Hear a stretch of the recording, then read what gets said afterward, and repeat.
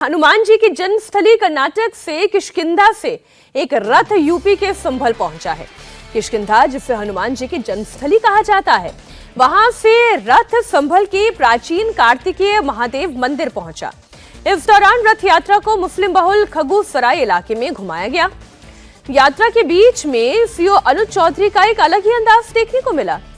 संभल के सीओ अनुज चौधरी हाथ में हनुमान जी की गदा लेकर चलते दिखाई दिए। राम राम और जय श्री राम के उद्घोष के साथ ये रथ यात्रा पूरे विधि विधान के साथ संभल के खगूसराय में घुमाई गई। इस दौरान बड़ी संख्या में पुलिस बल की तैनाती थी और स्थानीय लोग भी रथ यात्रा के स्वागत में गीत गा रहे थे।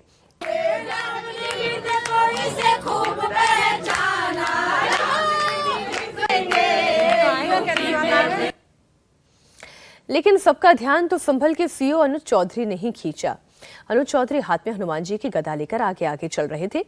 वो पुलिस की वर्दी में थे और उनके साथ गनर भी चल रहे थे। नए साल के मौके पर गोविंदानंद सरस्वती महाराज की मौजूदगी में यह रथ कल के विष्णु मंदिर तक पहुंचा। दरअसल मंदिर में पूजा पाठ के बाद संत गोविंदानंद सरस्वती ने गदा सीओ अनुज चौधरी के हाथ में दे दी। सीओ अनुज चौधरी ने भी सनातन संस्कृति का पालन करते हुए नंगे पांव भगवान हनुमान जी की गदा हाथ में लेकर चले। ये नक्शा हम नहीं बनाया, हिंदू लोग नहीं बनाया। थोड़ा पीछे उस समय का जो मुसलमानों के समय पर यहाँ जो कुछ मंदिरों को तोड़फाड़ करके जो मस्जिद इत्यादि लोग बनाया, वो भी लोग नक्शा बनाया। उस नक्शा बनाने के समय कहाँ कहाँ मंदिर हैं, कहाँ कहाँ क्या बनाना है, इसमें लिख दिया।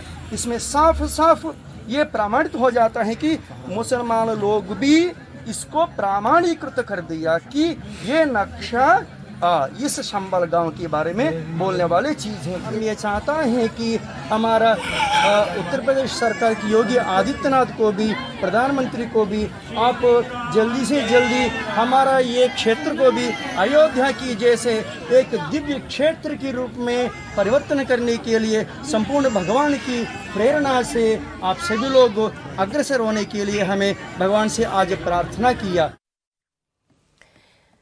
ये पहली बार नहीं है जब संभल के सीओ अनुज चौधरी का सनातन प्रेम दिखा हो।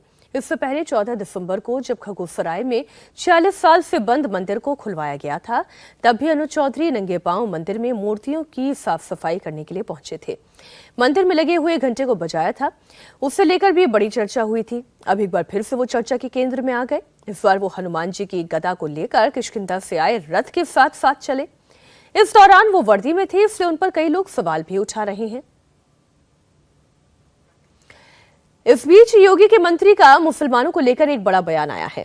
निषाद पार्टी के मुखिया और यूपी के कैबिनेट मंत्री संजय निषाद ने विवादित जगहों को लेकर बड़ा बयान दिया। संजय निषाद ने कहा है कि मुस्लिम धर्म शरीयत में लिखा है कि विवादित जगह पर इबादत करना गुनाह है, तो मुसलमान लोग गुनाह क्यों कर रहे हैं। उन्होंने मुसलमानों से ये अपील की कि जहां जहां विवादित जगह है उसे वापस कर दे, सरकार भी उनकी मदद करेगी। इतिहास विरासत होती है, विरासत पूंजी होती है, पूंजी भविष्य होता है।